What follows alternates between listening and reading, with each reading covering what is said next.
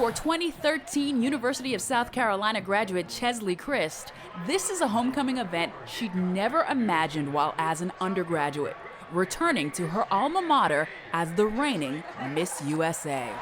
Thank you. I want you all to know, even though I travel all across the USA, I will always bleed garnet and black.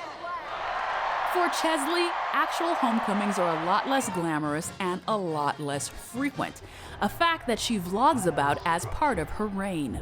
Hey, I made it home. We caught up with Cheslie and her mom, April Simpkins, during the preliminary events for Miss North Carolina and Miss North Carolina Teen USA pageants in High Point.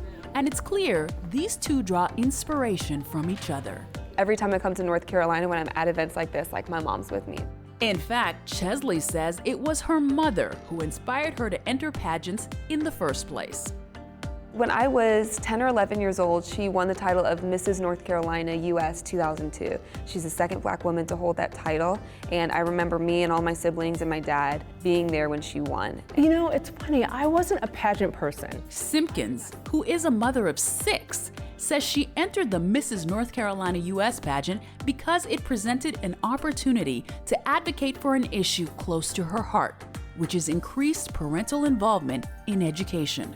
And even with running a business and taking care of home and husband, I still found time to volunteer in my kids' schools, and I know that that makes a huge difference in their academic success. Cheslie's successes include pageant wins from as far back as high school, excelling as a Division I track and field athlete in college, earning an MBA and law degree from Wake Forest University. She is now licensed to practice in both Carolinas, and just like her mom, this beauty queen uses her platform to advocate for issues important to her. The justice system affects minorities and impoverished people very differently than it affects other people. And I wanted to do something to help. To help those unjustly imprisoned, Cheslie volunteered with a team of other lawyers on the Buried Alive project. This summer, they successfully advocated for the release of Alfred Rivera, a Winston-Salem man sentenced to life in prison 18 years ago. He didn't deserve to spend that much time in prison for a low-level drug crime. He had important moments of his life stolen. He was released just about a month and a half after his daughter's high school graduation. He'll never get to see that. That's not a moment he'll ever get back.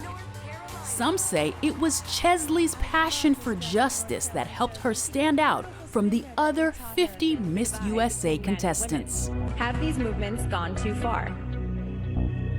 I don't think these movements have gone too far. What Me Too and Time's Up are about are making sure that we foster safe and inclusive workplaces in our country. As an attorney, that's exactly what I want to hear, and that's exactly what I want for this country. I think they're good movements. The first woman to make it to the top 3 is North Carolina. At that moment, my husband and I looked at each other and were like, I can't breathe. I literally cannot breathe. And then it was 2, and she stood there. And honestly, that was forever. And now, Miss USA 2019 is North Carolina. I will never forget that moment. Even now, when I see it replayed on television, that final moment, I get goosebumps. Cheslie immediately began a new whirlwind life based in New York City. We just wrapped up the first day here in Brazil. One that has taken her across the globe to promote children's charities, allowed her to rub elbows with the rich and famous, and serve as a role model to others. And despite it all, her mom says the crown hasn't changed her a bit. She is the same person. She's the same person before the pageant as she is now. It didn't change her. It really, as I said, amplified her.